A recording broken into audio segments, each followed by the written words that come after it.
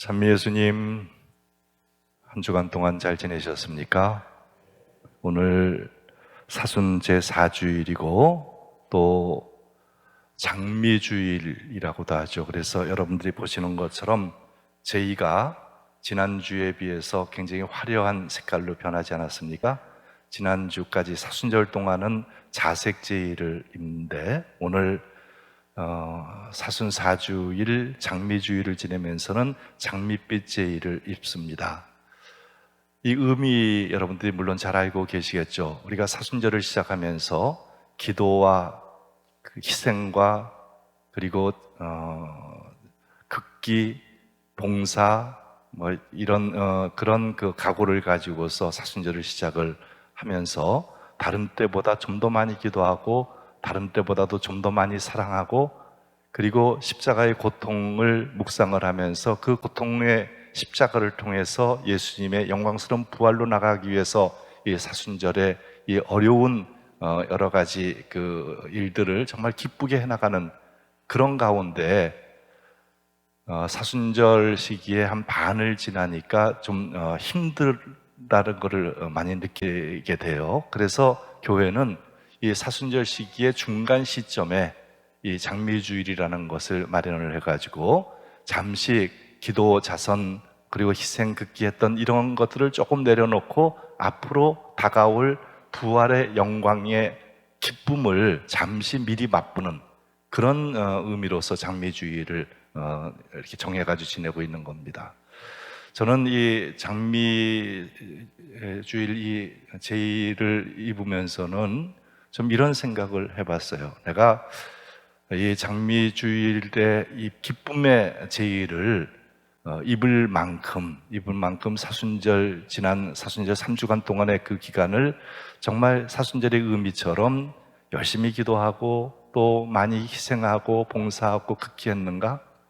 이런 것들을 좀 들여다보니까 별로 그렇게 특별하게 많이 하지 못한 것 같다라는 이런 느낌이 있어가지고 사실 이 장밋빛 제의를 입는 것이 조금 하나님께 송구스럽다라는 이런 생각을 좀 했습니다.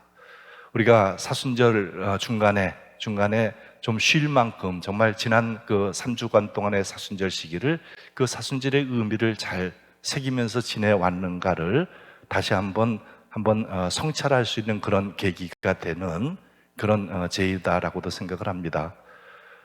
어릴 때 신학생 때는 3월 달에 학기를 시작하면 신학교에 들어가면은 그 처음 한 달 정도가 다 사순절의 시기예요.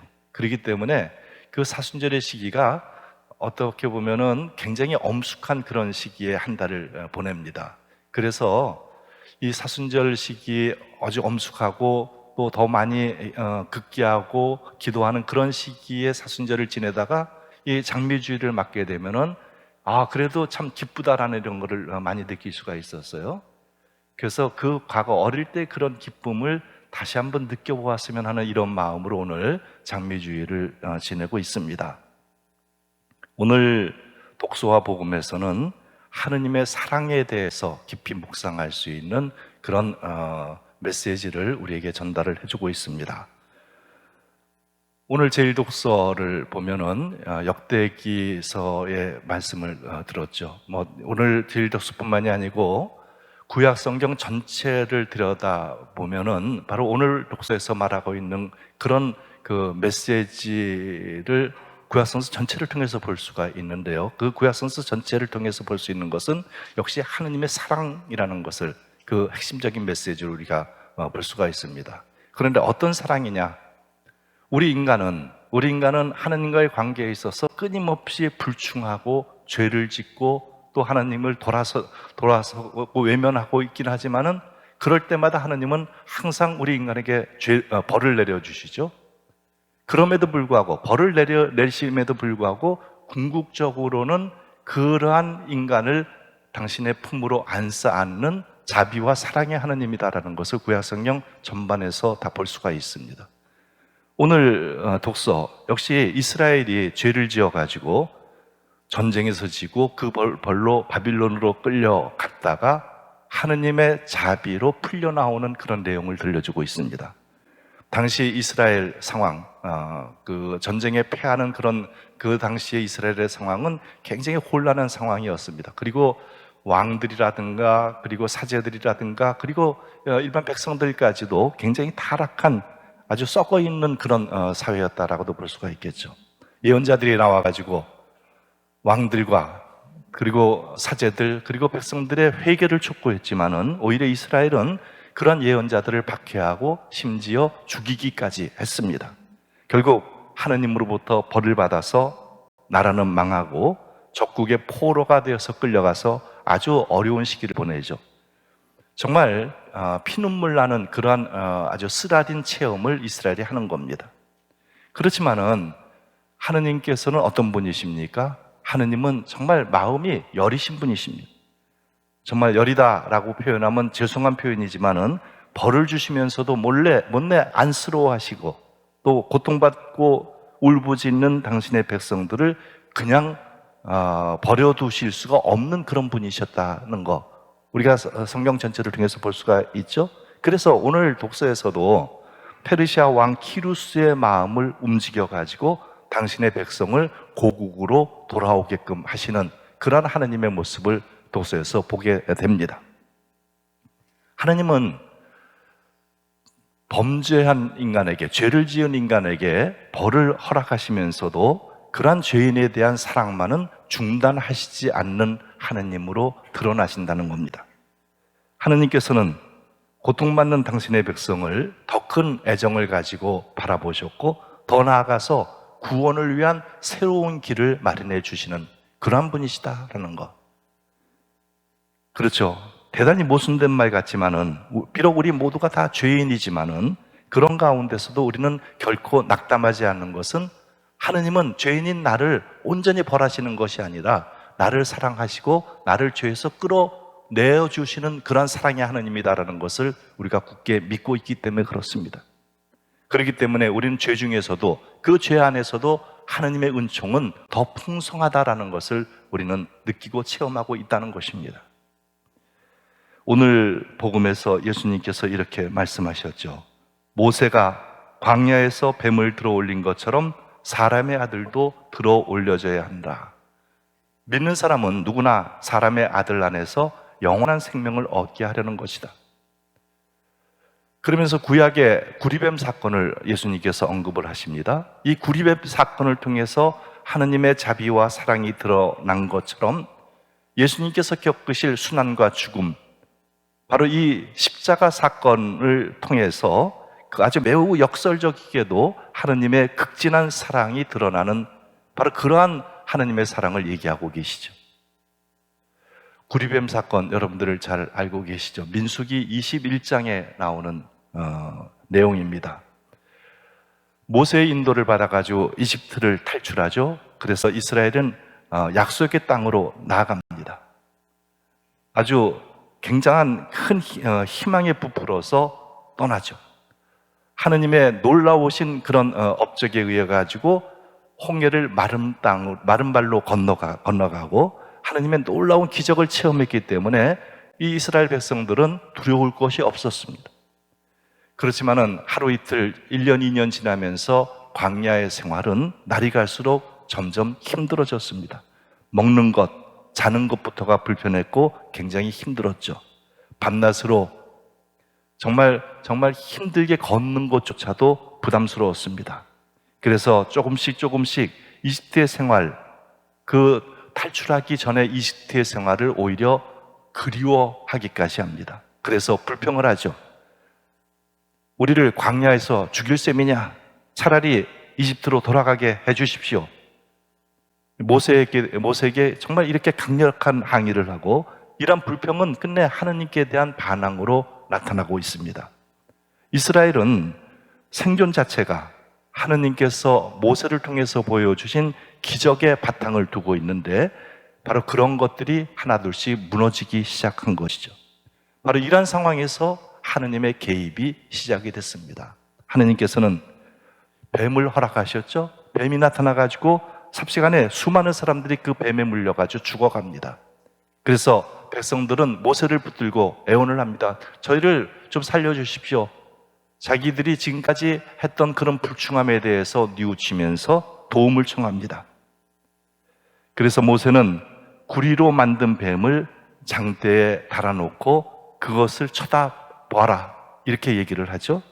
뱀에 물렸다라고 하더라도 뉘우치는 마음으로 구리뱀을 쳐다보는 사람은 죽지 않고 치유가 되었다라는 그러한 이야기, 그것이 바로 구리뱀 사건입니다.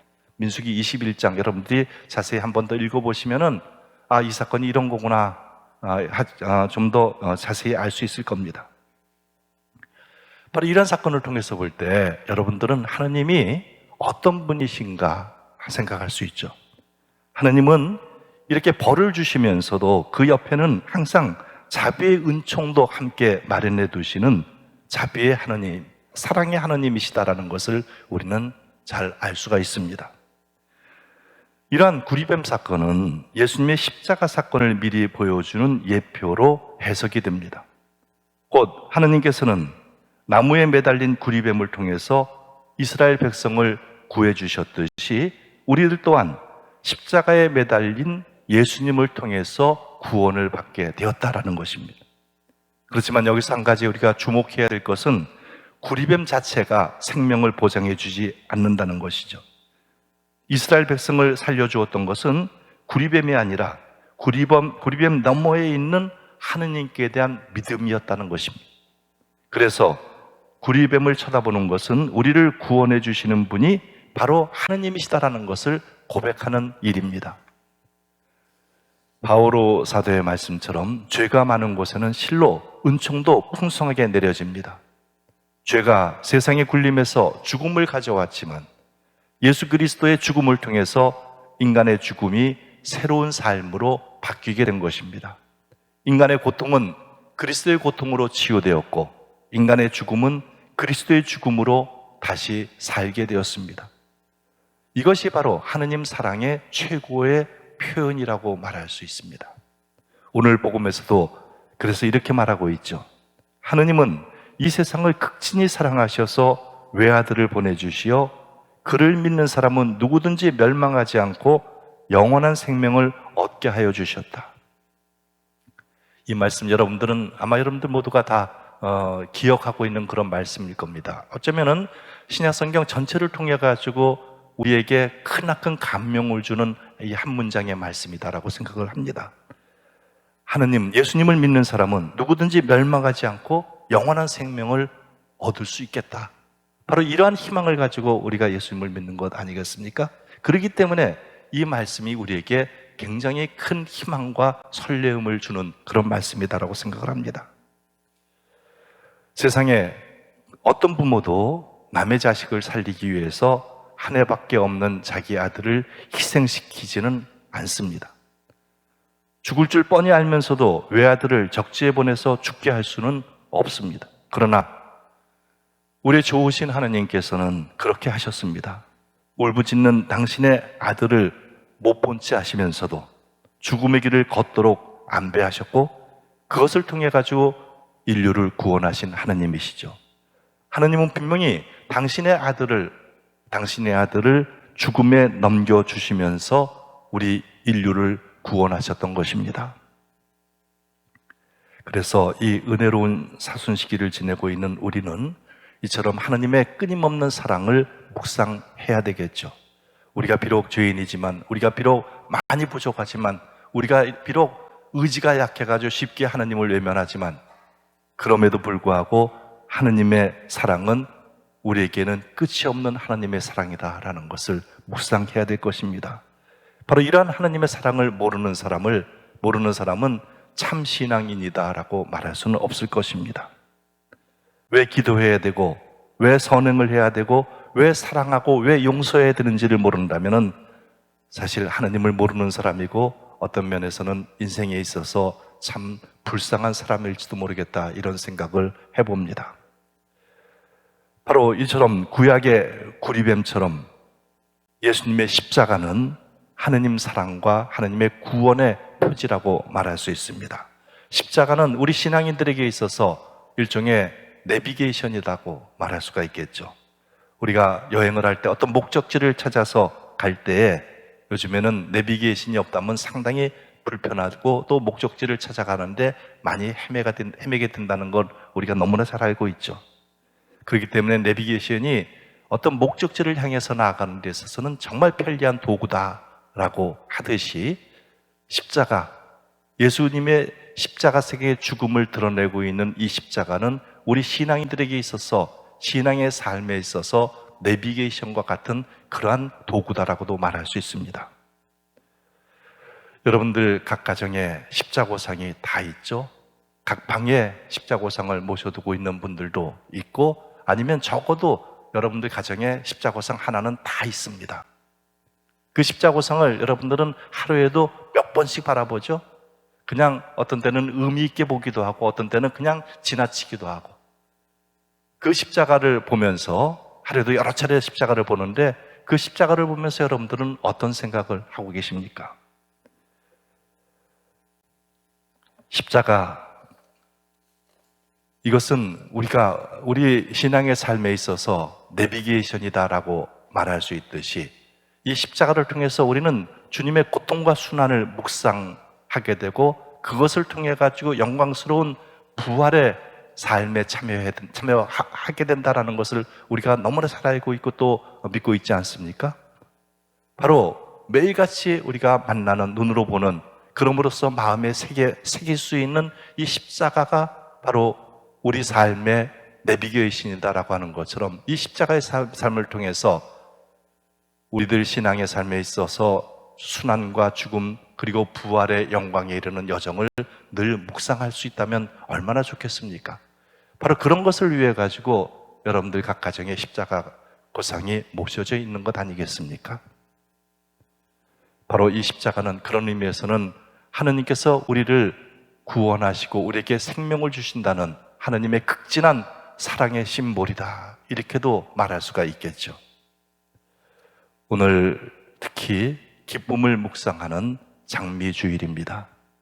왜냐하면 우리가 지금은 예수님의 고난에 참여하고 있지만은 바로 얼마 안 있으면은 그분의 부활에 참여하게 될 것이기 때문입니다. 뿐만 아니라 우리의 죄와 실수에는 아픈 매도 있겠지만은, 그러나 그보다 훨씬 더 큰 하느님의 사랑이 있다는 것을 우리는 믿기 때문에 그렇습니다. 우리의 모습을 한번 다시 성찰해보고, 그리고 하느님의 자비, 하느님의 사랑에 늘 희망을 걸면서 살아가는 것, 그것이 우리의 신앙생활이다라는 것을 다시 한번 되새기도록 합시다. 얼마 남지 않는 이 사순식이 부활의 영광에 이르는 그러한 기쁨으로 나아가기 위해서 얼마 남지 않는 이 사순식이 더 열정적인 마음을 가지고 지냈으면 하는 그런 바람입니다. 잠시 묵상하겠습니다.